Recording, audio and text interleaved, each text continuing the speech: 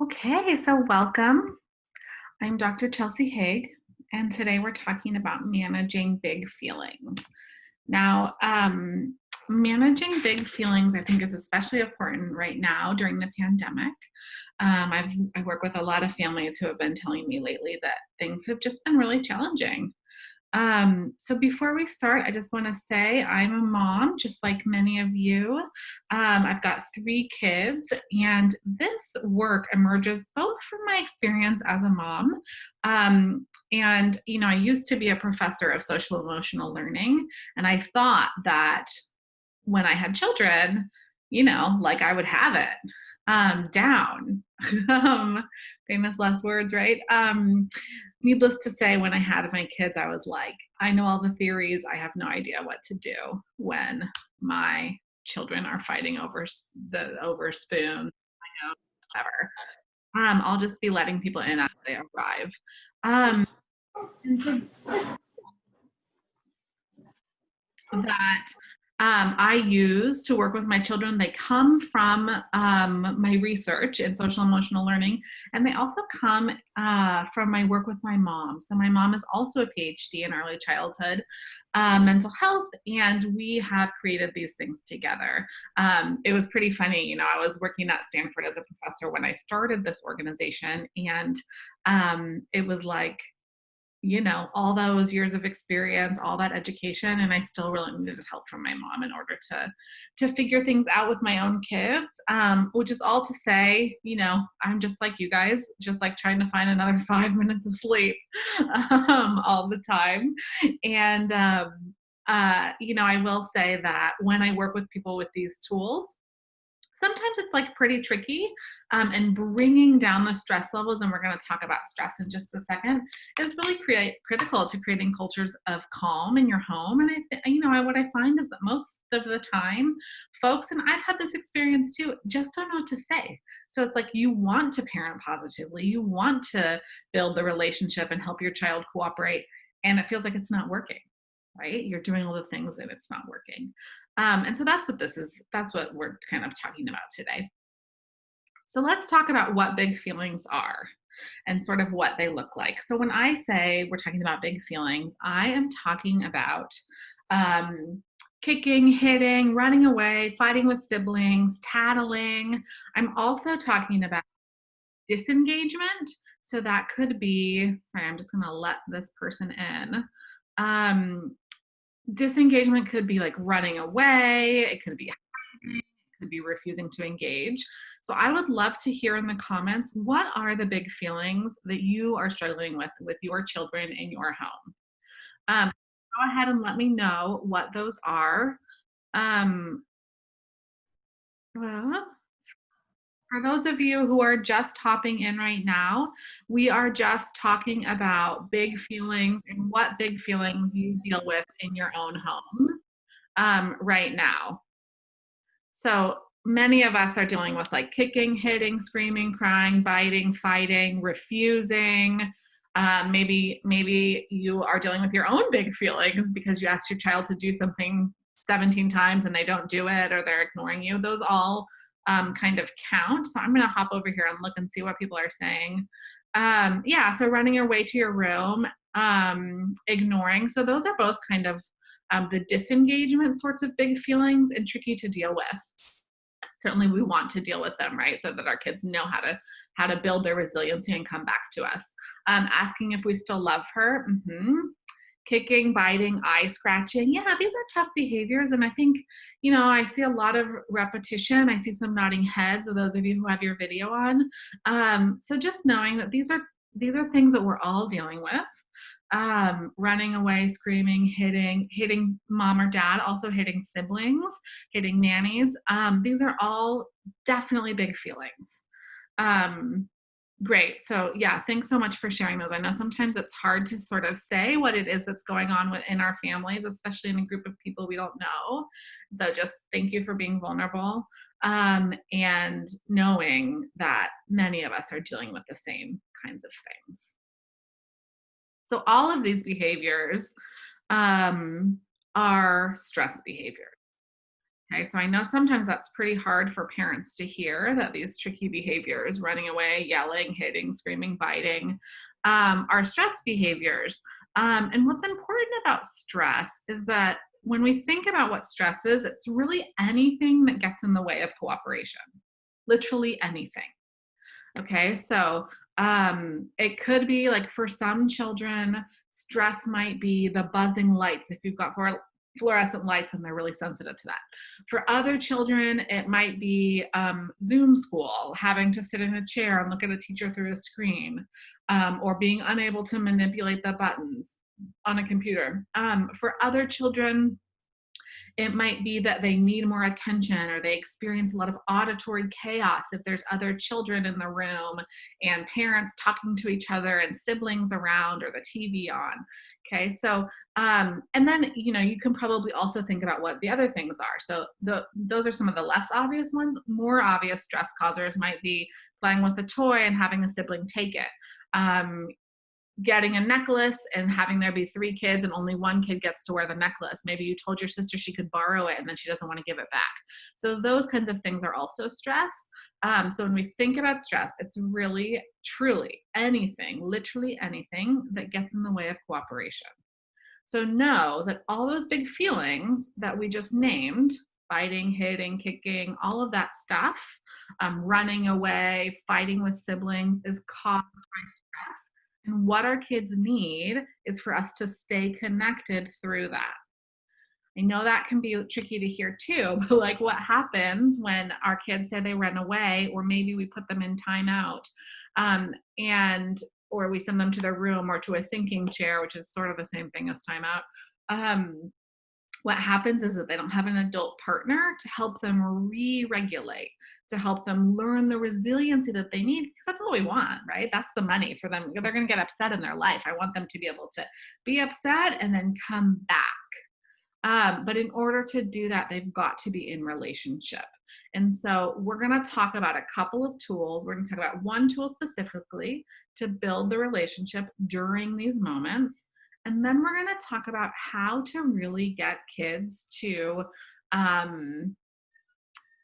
play kindly together, to play nicely together, whether they're siblings or they're,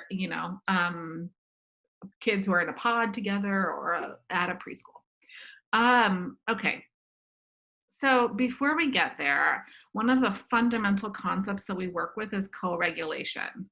So knowing that children really feel your stress. So what this means is that if you have a child, your child is constantly reading you, and there's a few places on your body that they're really looking to, your eyes and your forehead. So say you've got a little bit of stress on your forehead, and you probably know this because you probably either remember or currently have the experience of intimately knowing when your parent is just a little bit stressed. You can feel it right away, probably before other people. And it's the same with your kids. So children are hardwired to take on the emotion of the closest adult. So what that means is, and I'm going to give you a couple of examples because I think this is sometimes hard to get also. What that means is that if we're going to use co-regulation as a foundational concept for growing empathic, strong, cooperative kids, that we as the adults are going to take an increased responsibility for the emotional landscape. So I want to just give you a couple examples. So you probably like that pre-pandemic when we would go to parties, you probably heard somebody say like, oh, she comes into a party and she just lights up the room. Okay. So she, whoever she is bringing her positive, sweet, warm energy into the room, changes the tenor of the room. Okay. Likewise, she's co-regulating. Likewise, if my child is really upset and let's say, in my family, I have a child who's very particular about her drawing. She's trying to draw a unicorn. She's not old enough to really draw a unicorn, so it wasn't turning out in the way that she imagined. And I met her and I actually whispered when I talked her through it. So I met her with a lot of calm. And in that, I brought her down from where she was, really agitated with a lot of big feelings. I brought her down by whispering to her. So meeting her and staying with her, but staying way down here. So likewise, I think a lot of times it goes the other direction. So in that example, I brought her down. Okay, so here's another example, and I'm just going to give you one from my own life because this happens to all of us, even if you're not like yelling at your kids. Um, and it also happens if you are. Like a lot of us are yellers. I yell sometimes. So imagine the mornings. I don't know what your mornings are like. My mornings are slightly better in pandemic life, but they're still pretty hectic. Lots of stuff going on, making coffee, trying to get the kids situated for their Zoom. And I could have one child who's sitting in the corner playing happily with Hatchimals or Legos or whatever, happily, delightedly playing. And I've asked her like 7 times to put her shirt on and get her school stuff out for the Zoom. And this is a kindergartner, and she just continues to play with the Hatchimals. So every time I ask her, I get more agitated because now I'm asking her like 6 times, 7 times. It feels like she's ignoring me. Like, what is she doing? I'm worried about getting to my own work on time. I need to get her onto the Zoom so that I can get onto my meeting. Okay, so I'm the one who's getting a little bit agitated. It's me that's having big feelings. And I might express those by rushing. I might express that with like some tense words. And now I've asked her a whole bunch of times, and she's perfectly fine. She's not doing what she's supposed to be doing. She's perfectly happy over there with the Hatchimals. So then I come into a relationship with her, and I'm annoyed because I've asked her a million times to do something. She hasn't done it. I come in and I share my feeling with her. So what ends up happening is that I have big feelings. I share the big feelings with her, and now we both have big feelings, and we're way up here, and it's hopeless to calm down a child who's way up here if you're also way up here. Okay. So when you are thinking about how your child is, know that they're reading even the tiniest marker that you are stressed. And your children who have bigger feelings are very likely more sensitive. And so you've got to move into an authentic space. So take 5 minutes, do whatever you need to do to gather yourself up so that you can imagine yourself on the opposite side of the teeter-totter as your child. If your child's up here, you got to be way down here, grounded. And I do encourage you to whisper. That's what I usually do when I'm like really frustrated. It's much harder to express frustration or tension or stress if you're whispering. Okay.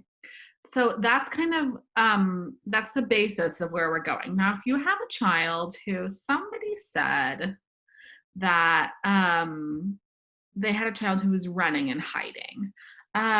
So that kind of thing is I want to get her into relationship with me. And I might do something like, say she runs into her room. I might say something like, oof. I'll follow her and then I might sit down, not a lot of words. And she might say, go away. And then I might say, oof,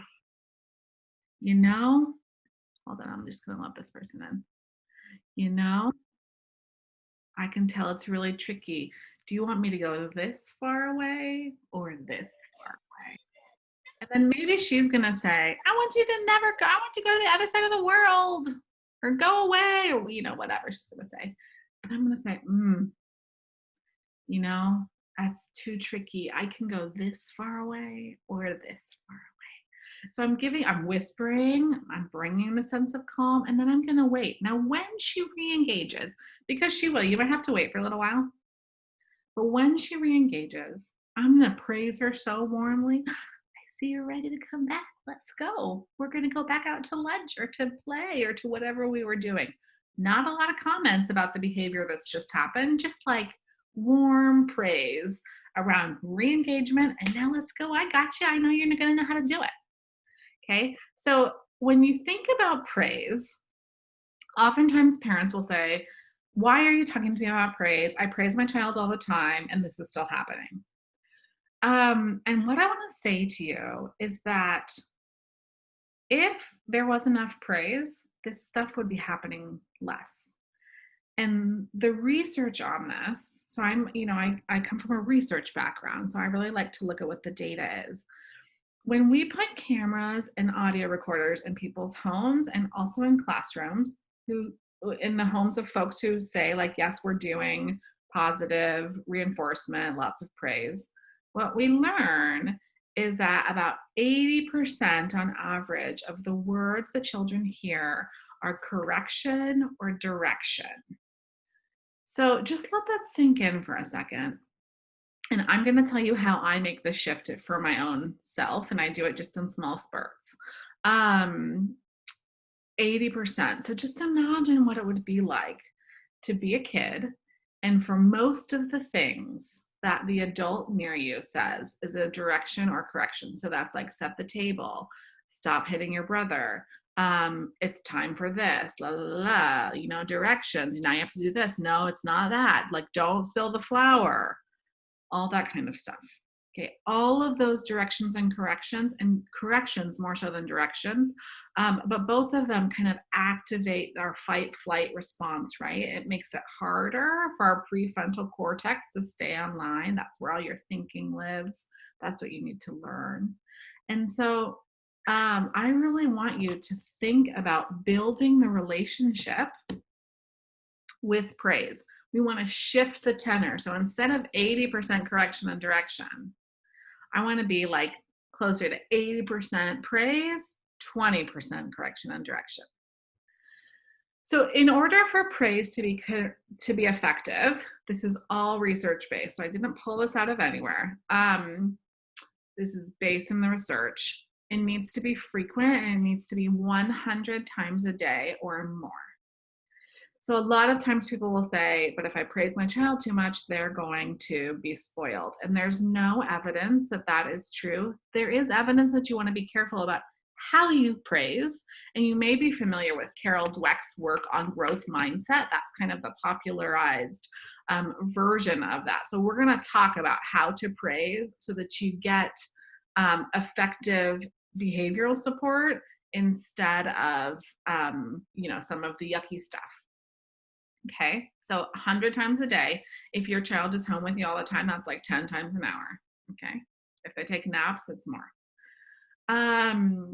It needs to be effusive and authentic. So this is possibly the most important piece.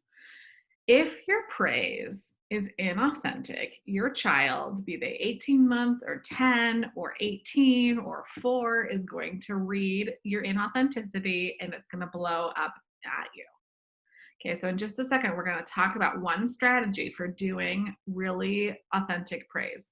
And I also want to say that some children, you do big praise, like maybe you throw your arms up in the air, you throw them in the air, or you have like a big loud voice, and they kind of shrink back into themselves. So you don't want that. So if you have a child like that, and sometimes many kids are like that, some little kids, a lot of big kids, then you want to be what I would call softly effusive. So that's like, wow, yeah, you got it. Or maybe it's, hey man, thanks for coming down to dinner on time. Yeah, I saw you do that. That's cool the way you took care of your sister. It depends on the age and the profile of your child, but it doesn't have to be like gigantic.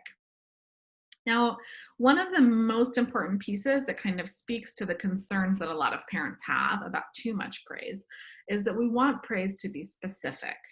So I want you to stop saying good job. No more good jobs. So instead of good job, I want you to really narrate or label exactly what the child is doing. Okay. So sometimes that sounds like being a sportscaster. That's the way that I like to do it. And it makes it easier to get up to 100 times a day and easier to be authentic. And what you're doing is you're literally narrating even the fragments of behavior that are correct, that are good, that you want to see more of. And it might sound something like, yeah, I see you walk into your drawer to get dressed. Notice I didn't say I see you getting dressed. Okay, so a lot of times people will say, there's nothing going well.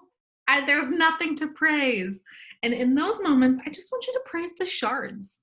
Like literally look for the littlest piece. And if it's one step to that dresser to get that shirt out to get dressed, rad. That counts. So you get to praise that.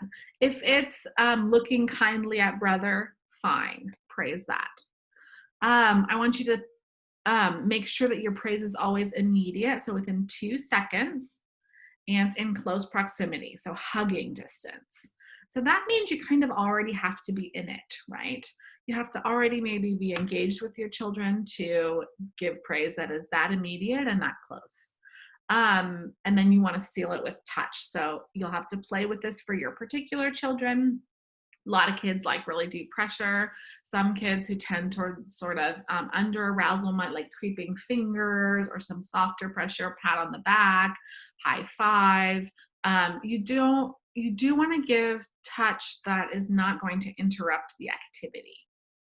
Okay, so think about sort of what that is going to be. But like if your child is doing an art project and you are praising them for the art project, um, I want you to praise their effort, and I then want you to seal it with touch that is not going to interrupt the doing of the art. So you're not going to throw them up in the air because that would interrupt the art. The other thing that I want to say about this is that you don't have to do this all the time. I know that everybody is like just uber stressed. And what I like to do that feels manageable and like totally good is say, okay, for these next 5 minutes, 20 minutes, 2 hours, I set a particular amount of time. I say, okay, I am not going to answer my phone. I'm not going to do the laundry. I'm not going to worry about sweeping. I'm not going to worry about answering emails. I literally decide that I'm just going to be present with my children. My kids have a playroom loft, so maybe we'll go up into the playroom loft.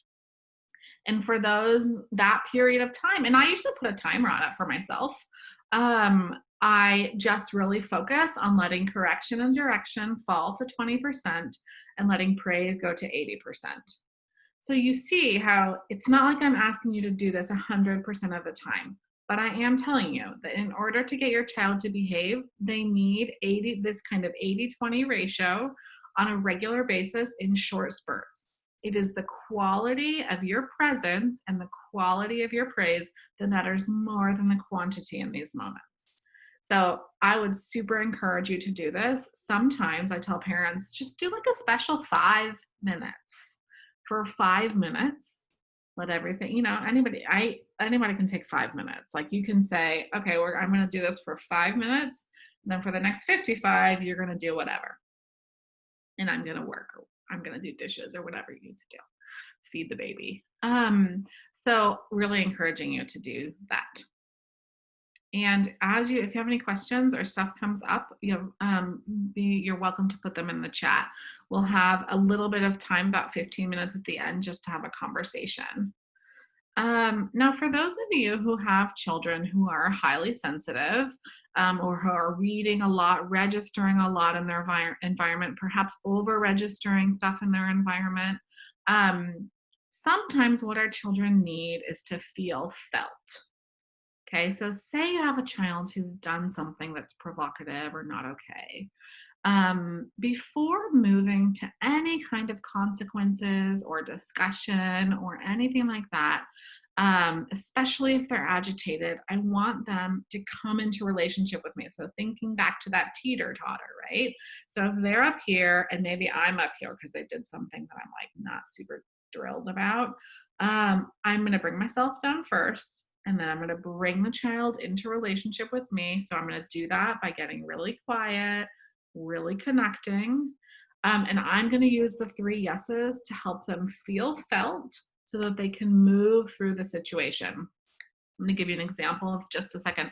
We don't have anybody with teenagers here, right? So I'll just give an example for little ones of how this might work. So the 3 yeses acknowledges how your child feels. It offers a structure for talking about the feels. It helps the child feel felt and increases cooperation. It holds a boundary. It's not to say, like, you can connect and hold the connection while also holding the boundary.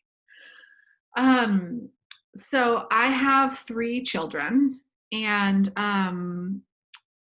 I use the 3 yeses frequently with them. I find it very good for us to sort of develop the pro-social, which is what I want them to do more of. We go oftentimes to Mexico to my in-laws, and my in-laws have these 2 cups. They have many cups, but 2 of their cups have straws built into them. Okay, so you do the math. I got 3 kids, there's 2 straw cups that are so coveted. Okay, so of course there's like nowhere to buy these straw cups, right? They were probably dollar store buy and now they're gone. Okay, So my kids, every meal that we have are fighting over the straw cups to the point where I'm getting like worried about the next meal because I don't want to deal with the fighting about the straw cups. So we come to breakfast and there's other relatives there. So I'm already, these are my in-laws. So like I want them to know that I'm a good mom and be present and trying to make a good impression. And I have one child, the third child to come to the table doesn't get a straw cup. She starts to melt down, crying, big feelings, screaming, all kinds of stuff. Goes under the table. So those of you who have kids who run away, this is you can imagine, right? She's under the table, and I'm like mortified. So I get her out from under the table. I pull her up. I put her on my lap, and I use the 3 yeses. So the 3 things I said to her were, "You really want a straw cup right now? Yes. You think you can't have orange juice out of anything but a straw cup? Yes. You're really mad your sisters have them? Yes. Okay, so sobs subsided. She feels felt. Does she have a straw cup? No. But sobs subsided. She's sitting on my lap. It feels more socially appropriate. And then she's able to wait, right? So I've nurtured the connection, which takes me stepping back for a second and saying, instead of saying like, it's just a straw cup, it takes me being like, okay, this is really important to her. And I'm just going to help her wait. So you've got to do the framing from the child's perspective, not from the adult perspective. That's where people usually get tripped up. You can use this one for older kids too. I think, across the lifespan, this is a really good tool for building connection and feeling felt. And I like it because it just gives us a structure of like, okay, what am I even supposed to say in this moment? Here's 3 things to say. 3 questions. You got to read their feelings. You're going to know right away if you got the wrong question. But you're attuning to your child and then trying to help them narrate their experience. So my child was then able to wait until her sister was done with her orange juice and pass over the straw cup. I'm going to ask them to get rid of those straw cups before we come next time. Kidding. But, so you really want, when you use the 3 S's, you're acknowledging and making space. Now, if your child is in a total meltdown moment, are you going to use the 3 S's? Depends on the meltdown, right? So if they're super gone, if they're super unable to understand what you say, then of course you're not going to go 3 S's. But if you can help them regulate a little bit, sit on your lap, then you can use the 3 S's in order to extend their capacity to cooperate like I did. Okay, so I would love to hear in the comments how many of you are struggling with getting your children to play peacefully, whether that's with you or with siblings, or it could also be with friends. I know a couple people said like kicking, biting, so running away, hitting mom and dad, hitting each other, those kinds of things. This method will work. And this method works because it's got lots of practice. Okay, so know that some friction, some challenge is typical of good development. And you can think back to your own childhood. Probably you had childhood fights with your siblings if you had them, or with other children. So some of that is super normal. Yeah, chasing kitties. So this is a good thing that you can do for that too, right? But if it feels like it's too much, and you get to decide what's too much for your family, right? I've certainly had the experience sometimes that it's too much. If it's too much, then we're going to make a shift, and I want you to try this method.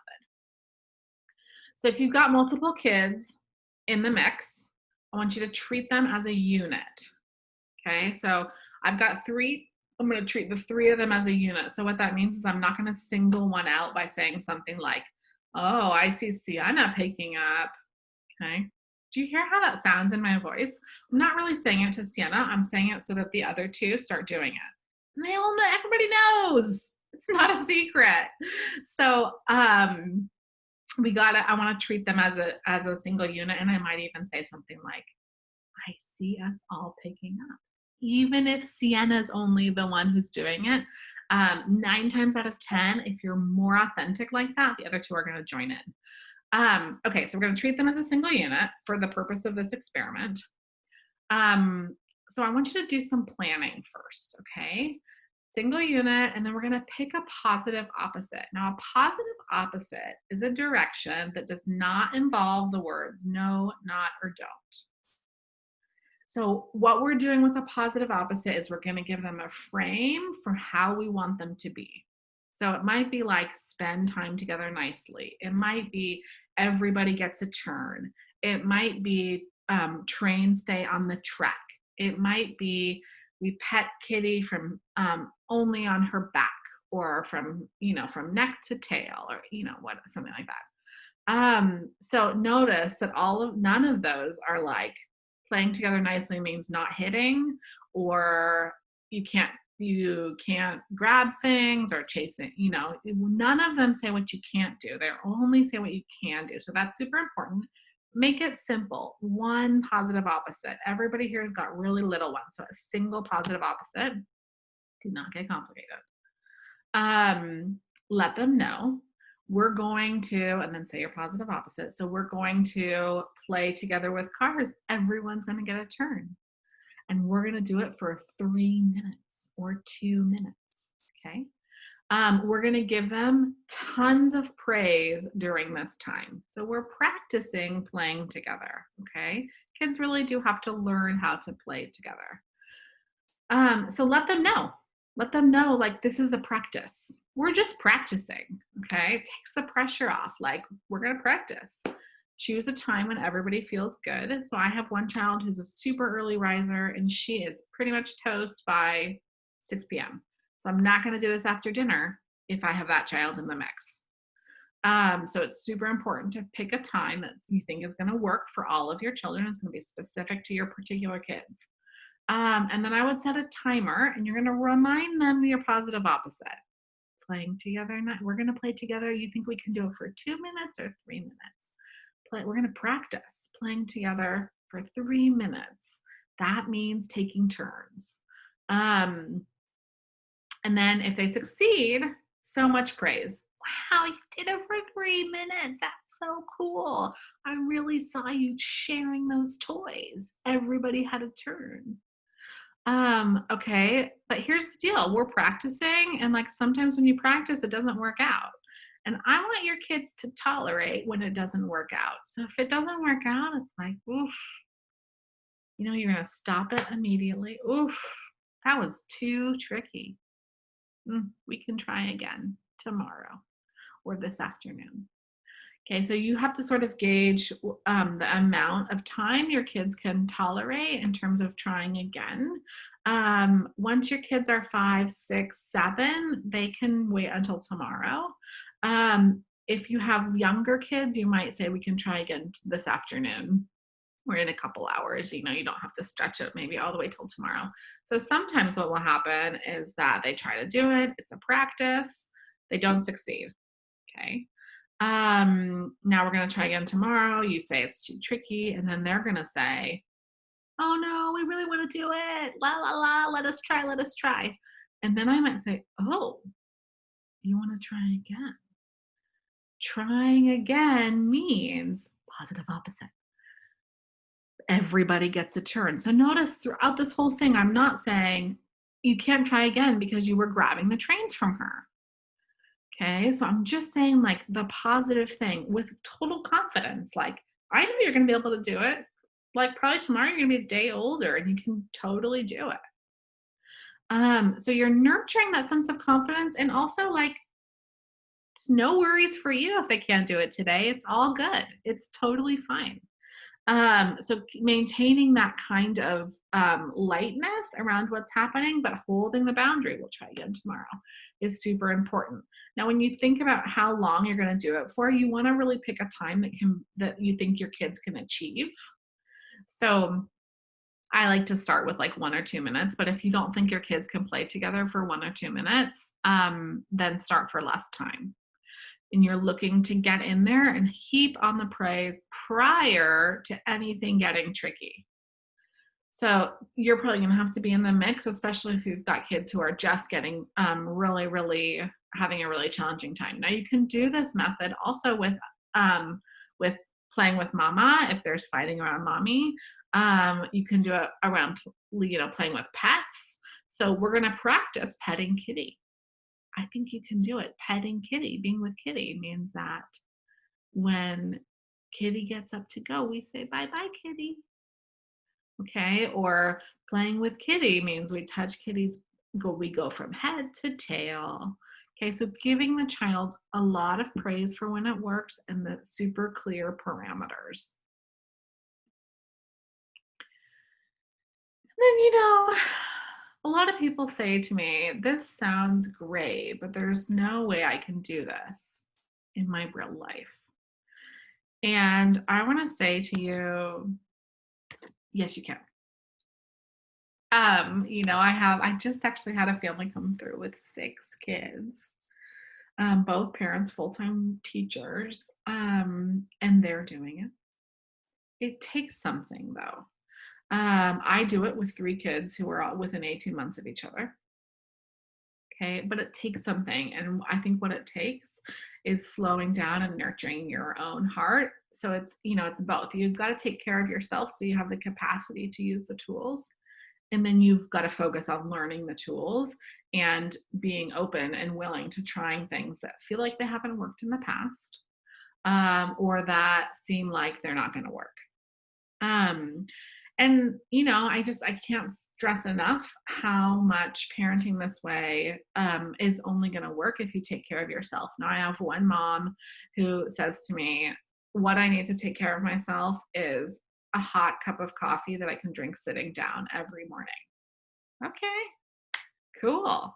So build out your day so that, and I would let everything go until that hot cup of coffee is done.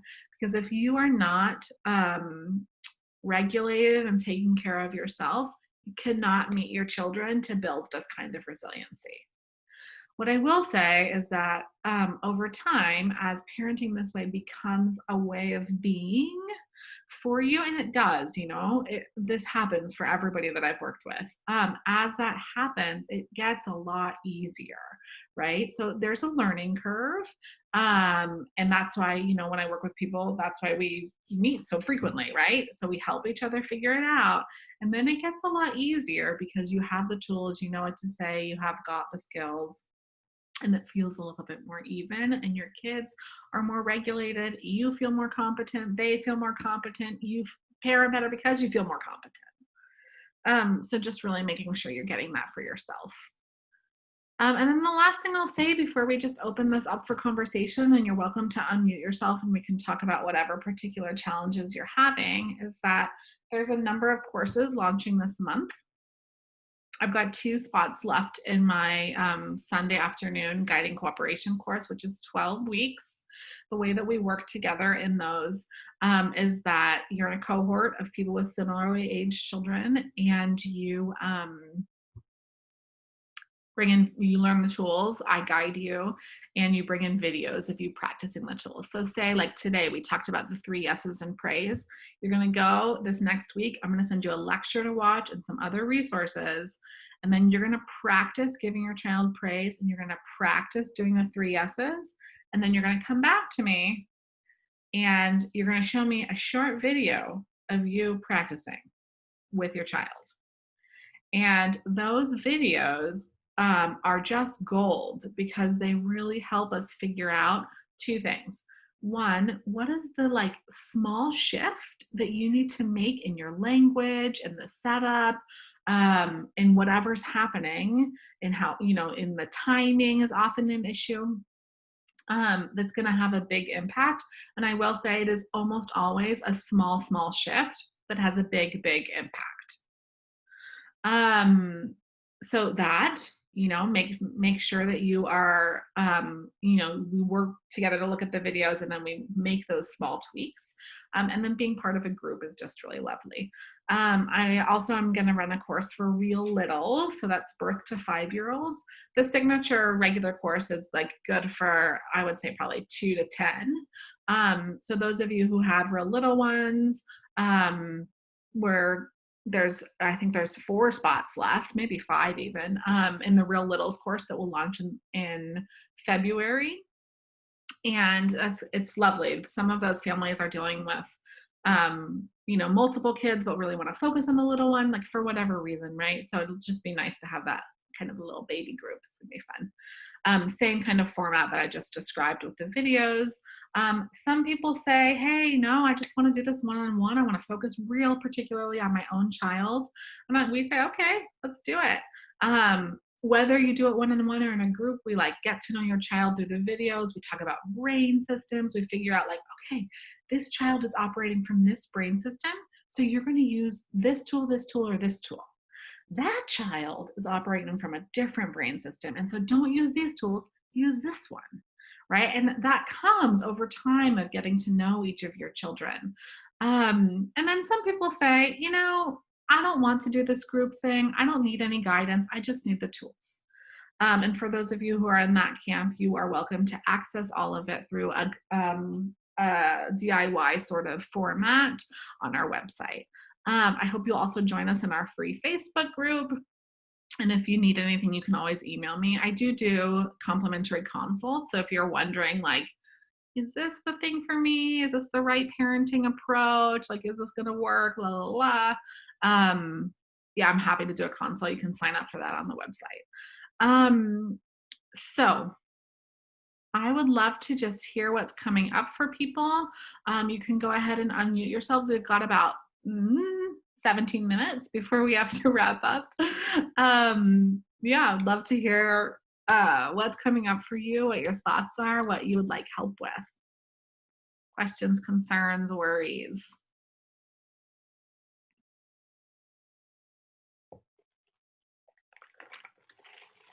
This is your time, so.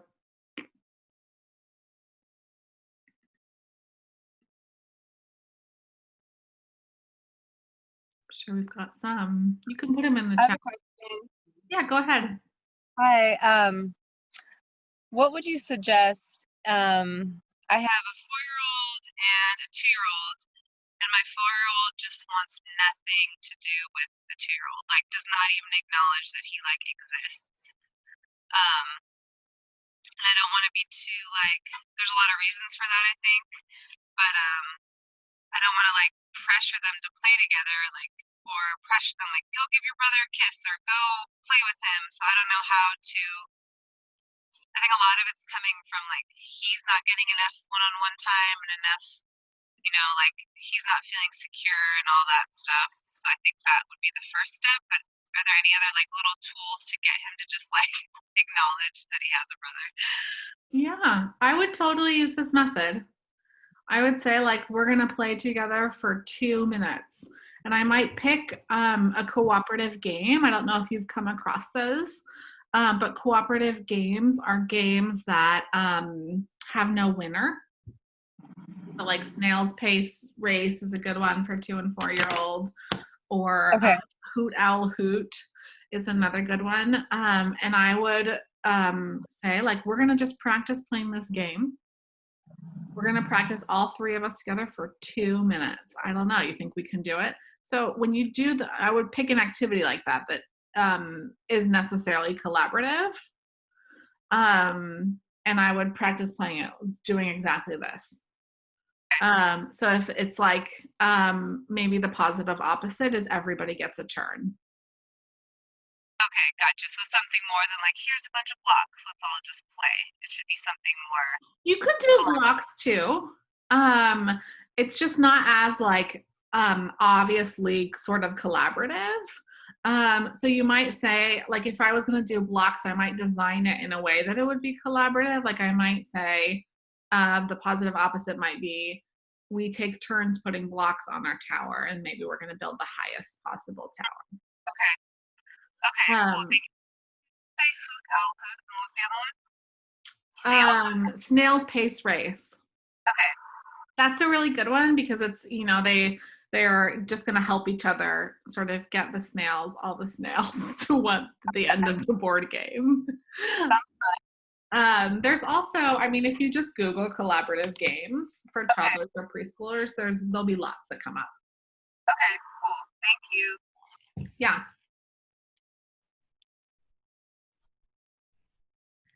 I had a question.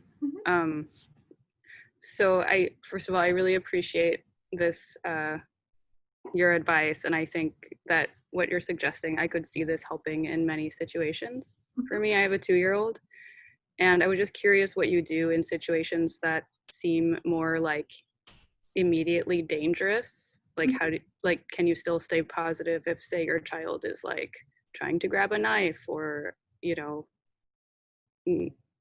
trying to eat a poisonous mushroom, or getting too close to the edge of a rock on a hike, that kind of thing? Yeah, I mean, so when I work with people, this is like one of the big questions, right? And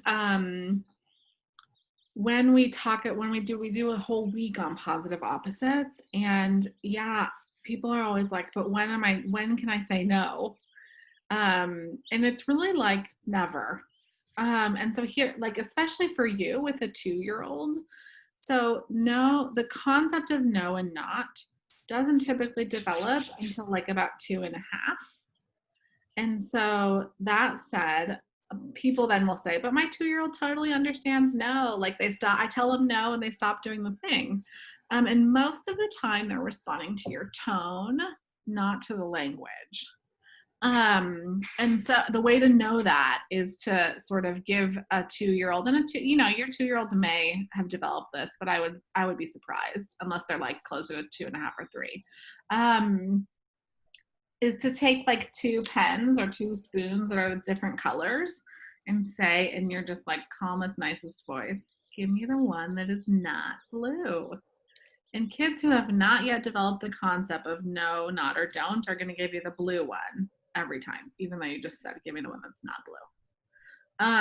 And so, yeah, I mean, I would say with an older child, if you're using all positive opposites 99.999% of the time, and you are walking down the street and they are running the street and there's a gigantic truck hurtling down the road at 100 miles per hour, then I might use no, not, or don't.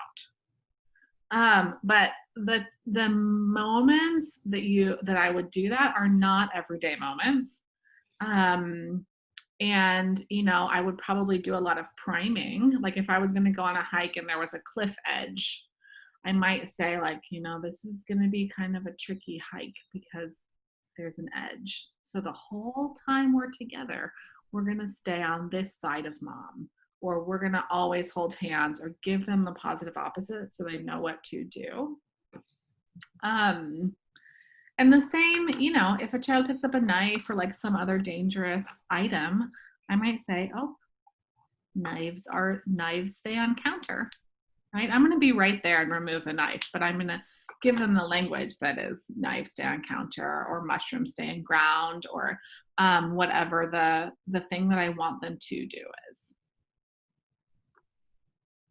Of course, I'm not going to, like I'm going to remove the mushroom. Stat. Yeah. Yeah.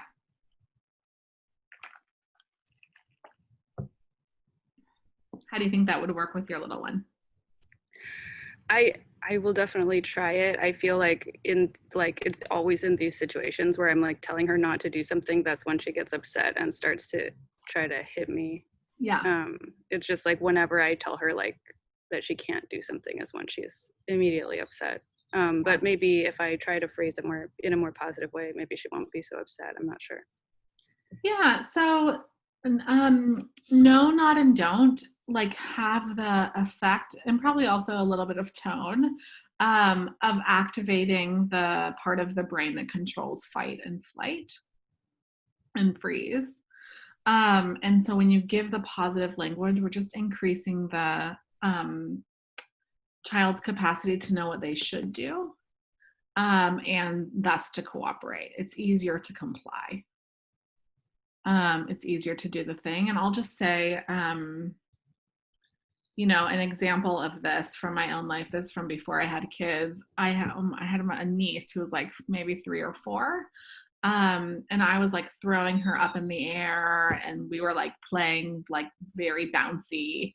And she was laughing really hard, and she spat at me just because she was laughing, like she wasn't doing it on purpose. But I got spit on me, and I was like, don't spit at me. And she spit at me. It's the second I said that, she did it intentionally, right? So she was in this like delightful, joyous moment. I gave her the negative, which was like, don't spit on me. And two things happened. One, she probably didn't process the don't. Also, when you say like, don't pick that up, or don't pick up the knife, or don't whatever, the child hears the last part of the sentence. So even if they do have the capacity to understand no, not, or don't, what they hear is the most salient piece is the last part. So don't, and then spit on me, or pick the mushroom, or don't touch the knife. It's like what they hear is touch the knife. And I mean, this even is true for adults. Like the other day, pre-pandemic, not the other day, but a year ago, I was at this elementary school, and there was this wall with like all of this shiny art on it. And then there was a sign on the wall that said, don't touch the wall. And the second I saw the don't touch the wall sign, I'm like, shh, touching it. I'm like looking around, making sure there's nobody there. And then I'm totally touching it. Like if there had not been a sign there, I would have left it alone. And that's for a grown human. Yeah. So yeah, these kinds of shifts are really, I think the thing about positive opposites is that it seems like it's a simple shift to make. And what most people find is that it's like actually pretty rooted and like pretty impactful in terms of like what we think about children and behavior, and it's pretty deep. A lot of people. Thanks for that, Marisha. Yeah, thanks. So Chelsea, hi, how are you? Hi, good, how are you? Your graphics are awesome. I don't know if you remember me from class. Of course I do. Carolyn and I took a graphic facilitation class This together. is great. You did great. I have a question. So my daughter's 4 and she is actually motivated by reverse psychology, and I just wanted to get your opinion on that. So if I'll tell her, Brooklyn, it's time to brush teeth, she automatically like protests. But if I say, Brooklyn, I bet you can't do it in 3 minutes, and then we'll set a timer, she's like running for the bathroom, right? And she's like, so I don't want to send her mixed messages, but I find that she likes to gamify everything. Yeah, I think it's great. I also bet that when you're like, I bet you can't do it in 3 minutes, like your attitude is way lighter. It's more fun. There's probably a lot of praise. Like even in the way you said those two things, it's like the second one is like melodic. It's like, I bet you can't do it, right? It's fun. It's like light. So I think that's fine. Okay. I might say like, I don't know, last night we did it in 3 minutes. Do you think we can do it in 1 minute? So I might move a little bit away from like, I bet you can't do it, but I would, if that works for her, I think it's great. And I think it's fine to use a time. I actually think timers are one of the most underused and like useful items for kids. It's like a way of organizing the world. Yeah, and I let her set it. Yeah, so she gets some agency and some power. That's like a great child-sized choice. Some people, it's like their kids they try to do this, and then their kids sort of like get in the front seat of the bus and they're driving the bus, and like the kids need to be in the back seat of the bus where like they make child-sized choices that are like, do you want to set the timer for 2 minutes or 1 minute? Yeah. But it's also the kid that says, if I reprimand her and I'm like, Brooklyn, do not do that, which I just learned about because you just lectured on it, but she automatically goes to, do you love me? And it's heartbreaking, right? And I tell her, Brooklyn, you know that mommy loves you all the time. It's just that I need you to do X, right? It's a lot of language. Yeah, I mean, as I'm saying it. Yeah. Most grown-ups are like so rational, like such rational verbal humans. And so it's like, of course I love you always, la la la. But I might just like recast that for her. So you sort of have, if she says something provocative, you sort of have two choices. And one choice is to pretend she didn't say it. So like not a lot of response. The other choice is to recast it. So you might say if, she's like, you're like, put your socks on. She's like, no. You're like, and then like get into it, and she's like, you don't love me. You might just give her the appropriate thing to say, which is maybe, oh, I really don't want to put my socks on. Or maybe, you know, you sort of have to read her, like, or maybe it's like, mommy, I need a hug, right? So that we're just like giving her the language that she could say. And I would say in the first person, like from her perspective, that she could say to you that would be like more socially appropriate to get her needs met. And most kids until they're like about 6 or 7 respond super well to recasting like that. You can also do that like, you know, if a child asks for something provocatively at the dinner table or from a friend. Give me that. Those kinds of moments. A lot of parents want to go down the route of like, we don't talk to each other like that in our family. I say that sometimes too, and it's just not very effective. Kids' moral compass like that doesn't really develop until they're adolescents, and so it's better just to give them what they were supposed to say and praise them for doing it well. And then of course, like a lot of routines and melodic intonation. And I think if you know that like having a timer and trying to do something fast motivates her, I would just build that in whenever you're struggling. Yeah. Thank you. Mm-hmm. You have time for like one more question if there's any other questions. You can unmute or you can write it in the chat.